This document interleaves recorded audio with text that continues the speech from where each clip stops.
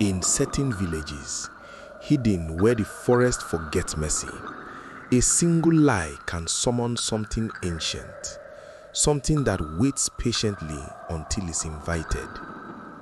What you are about to hear was shared as truth. This is how banishment turned a protector into a demon. In a small village surrounded by thick trees, Sunday was the one they turned to when danger came. He led the vigilante group. People trusted him. They slept peacefully because he protected them. One evening, Sunday walked past an old half-built house. He heard voices. He looked inside. Charity was there, the church girl who always wore white, who prayed the loudest. But now she was with a boy, clothes discarded, bodies close, tangled in the shadows. They saw him. The boy fled one way and Charity the other. Sunday saw Charity running toward her home. Wanting to help, he went straight to her house to tell her mother what he had seen. But as he arrived, he found Charity already there, crying hysterically. Before Sunday could even speak, before he could utter a single word of warning, the mother's eyes ignited with rage. "You monster!" she screamed. "How could you do this to my daughter?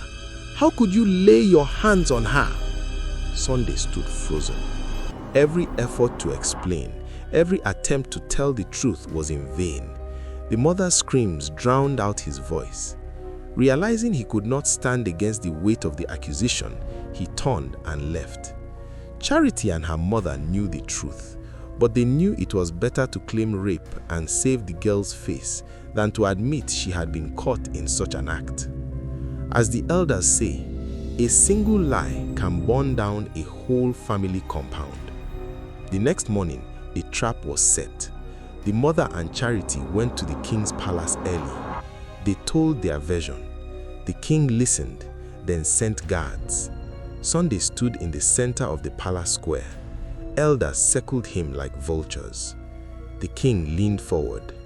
"Speak, what did you do?" Sunday answered firmly. "I saw Charity with a boy in the unfinished building. I went to her mother to warn her. I found a lie waiting for me. That is the truth." An elder backed. "Lies!" Another. "One man against a holy girl?" The king's voice dropped. Dangerous. "Who was the boy? Tell me now." Sunday met his eyes. "Your Majesty, the boy is your son." The king froze, face graying. The elders shifted from judgment to fear. One elder arose, shouting, "How dare you accuse the prince? This is unforgivable." The king stood slowly, voice like ice. "Banish him. Remove him from my sight." No debate, no mercy. Guards seized him. Then his own men, the ones he trained, joined the assault. They beat him in the square, fists to the face, blood from nose and mouth, boots to ribs. One snapped with a sickening crack. A stick tore open his back, fingers crushed, teeth scattered. The village watched, silent. Mothers he once saved looked away.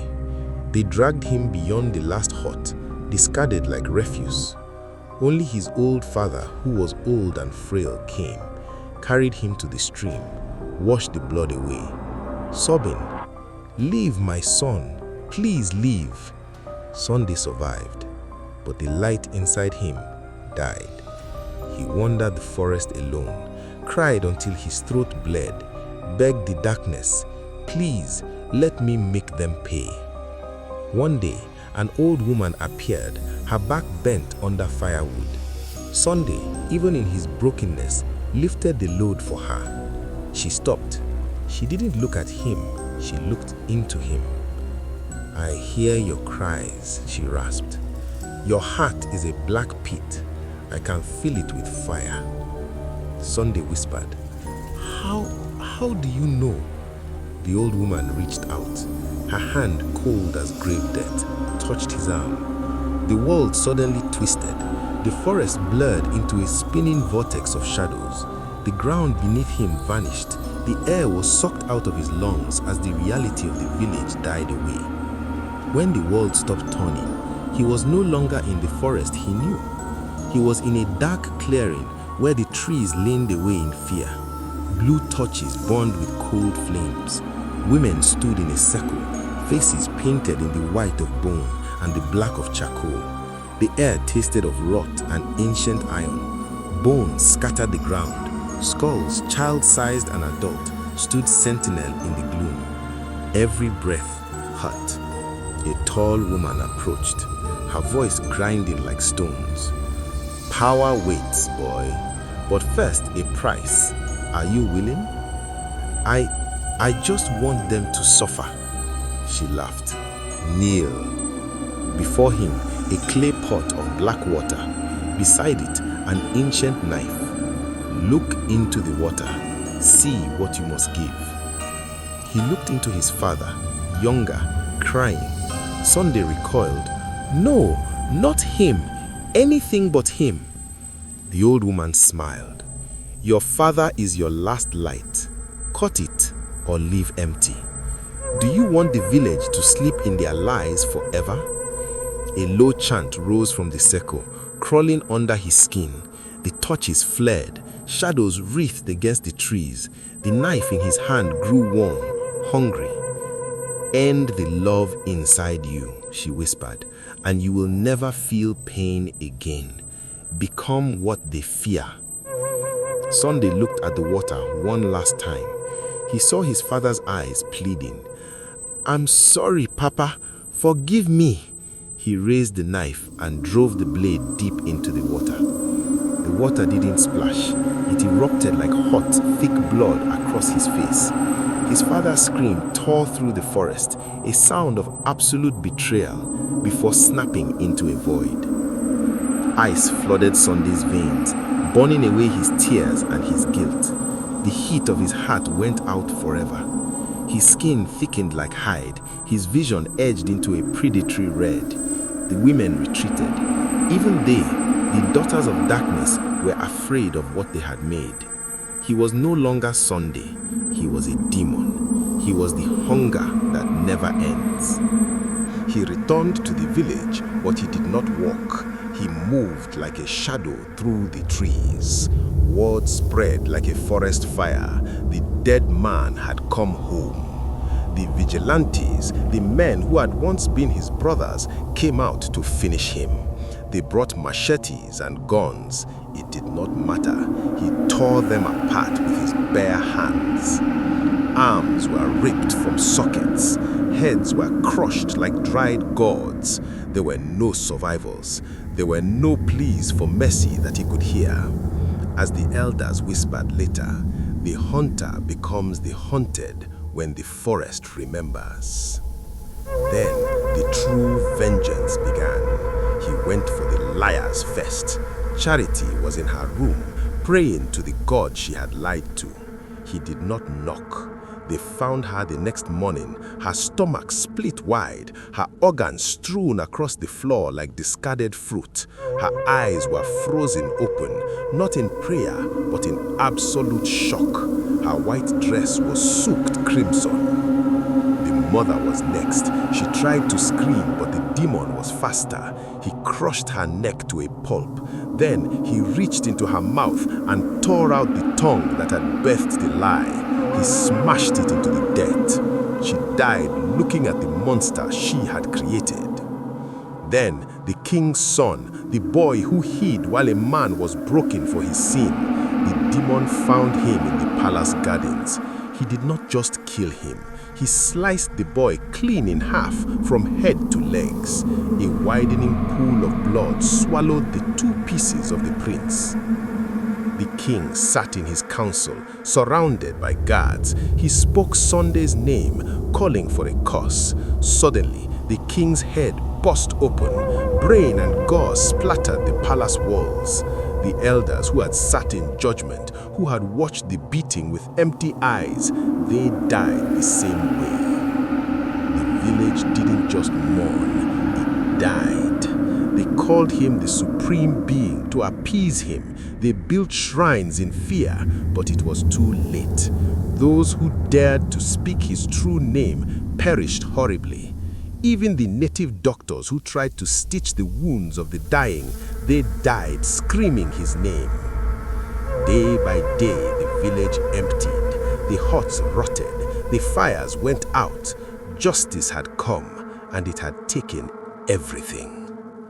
Then, in the heavy silence that followed the slaughter, a girl appeared. She was not from the village of liars. She was a stranger who saw not a monster, but a man in pain. Her voice stirred something in the demon that was almost human. She sang soft songs to the darkness, songs that smelled of rain and earth. For the first time since the clearing, the fire in his veins cooled. For a time, the killing ceased. The red mist cleared from his eyes. He settled with her in a small hut far from the ruins. The horror faded into old tales told by distant firelight. People whispered that the demon had found his rest. But the coven never sleeps, and the darkness does not give back what it has bought. One night, the forest called. It did not speak in the voice of the tall woman. It spoke in the voice of his father. The demon tried to cover his ears, but the sound pulled at his very soul. He had no choice. The power he had taken was a leash, and the coven was pulling it. They summoned him to the same clearing. They were furious. He fell to his knees. He begged, "Please, I have given you the blood of my enemies. Take this power back. I don't want to be hungered anymore. I just want peace." The old woman's laugh was a rattle of dry bones. "Peace is for the living," she hissed. "You chose the path of blood, and blood always wants more." To punish his heart for trying to love again, they took her. They took the girl of songs. The demon was forced to watch as the shadows he commanded turned against the only thing he loved. They killed her slowly, cruelly. They used his own power to tear her apart before his eyes. He watched the blood. He heard her songs turn into screams. What am I living for? I lost my father. I lost my soul. I lost everything just for this power. He turned his power inward. He ended himself. For once such a price is paid, the only escape is death. The village remains empty. The huts have collapsed and the forest has swallowed the graves. But the forest still watches. At night, if the wind is still, some hear a song, soft, calm, distant, and then the song stops, and they know the demon, the supreme death, is never truly gone. He is only waiting.